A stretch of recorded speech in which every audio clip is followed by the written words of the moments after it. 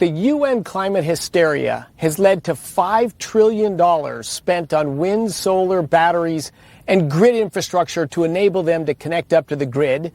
They've just hit 2.6% of global energy, and everywhere they've had meaningful penetration, you've had higher energy prices, higher electricity prices, higher energy prices overall.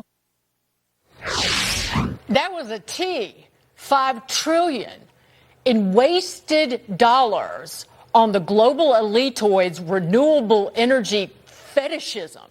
And yet, the climate junkies are still pushing this super failed agenda at New York City's Climate Week, timed with the UN General Assembly, even after being publicly flogged by President Trump on this epic con job. And look who's emerging as the leader of the green grifters. None other than Senator Sheldon Whitehouse. We need to recover a little bit from the tepid tone that the Biden administration tended to operate in. What we have is the biggest fraudulent operation in American history, the climate denial operation, running next to one of the biggest corruption operations in American history, the dark money fossil fuel influence operation. Joining us now, junkscience.com publisher and former Trump 2016 transition team member, Steve Milloy. Steve, thanks so much for joining us. Look, the grift on this is just unbelievable. But I will tell you, Republicans have long said, including myself, we're for all of the above. We're all of the above energy. So what's wrong with saying that in this context? Well, I think rather than saying just, first off, thanks for having me, Dagen and Jason. I think it's better to say all that works, because solar and wind don't work. They raise prices. There's no purpose to them. They're not changing the weather. They're not changing the climate. They're not doing anything for the environment.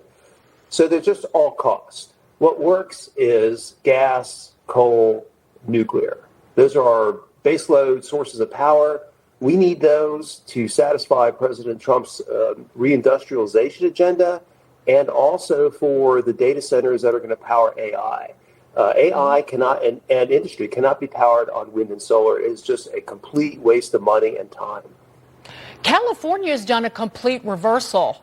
They just passed out of Sacramento permits to drill for oil around Bakersfield. They have to import oil from Iraq, Saudi Arabia, and Brazil, which actually creates real pollution that hurts humans, not CO2. And so I don't know what Shelley Whitehouse is talking about in terms of tepid tone, what Al Gore and his the oceans are boiling and the rain bombs are falling, and we're going to have 1 billion people who are migrating across the earth, and already there's xenophobia over a few million, and he's red in the face. That wasn't enough. People still turned on it. So on my X feed, Senator Whitehouse is known as Senator Outhouse because he is full of it. Moving over to California, California for the last 13 years has had this cap and tax system where they charge industry for producing energy. They tax the emissions. And over the last 13 years, all the emissions reduction has gone up in wildfire smoke because Gavin Newsom won't manage the forests. And to keep the cap and tax scam going, now they have to drill more oil, as you mentioned. Just last week or 10 days ago, they passed a bill to open up 2,000 new oil wells in green California, of all places. President Trump, when he was at the UN, he summed up all this perfectly. It's a scam, it's done by bad people, and it's going to lead to disaster. No, what drives me nuts is when we use taxpayer dollars like Obama's $2.2 billion solar plant in California that had to close after years of wasted money. I see solar working on somebody's home because it gets rid of the transmission lines and it can supplement their energy uses. But when you have these $2.2 billion solar plants, they just had to shut it down. Well, yeah, Google's Ivanpah plant was a disaster from the start. I've been writing about this since 2014 when it opened. It's really just an inefficient gas plant masquerading as a solar plant. It has outdated technology now. It has killed tens of thousands of birds who, when they fly through the field of mirrors, just literally burn. They're called streamers. And it's just another example of green junk. All this stuff is green junk. The Eiffel Tower-sized offshore wind turbines, Ivanpah, even the solar on homes. Taxpayers have to pay for that. That stuff it takes 20 to 30 years for those solar panels to pay off, and taxpayers are paying for that.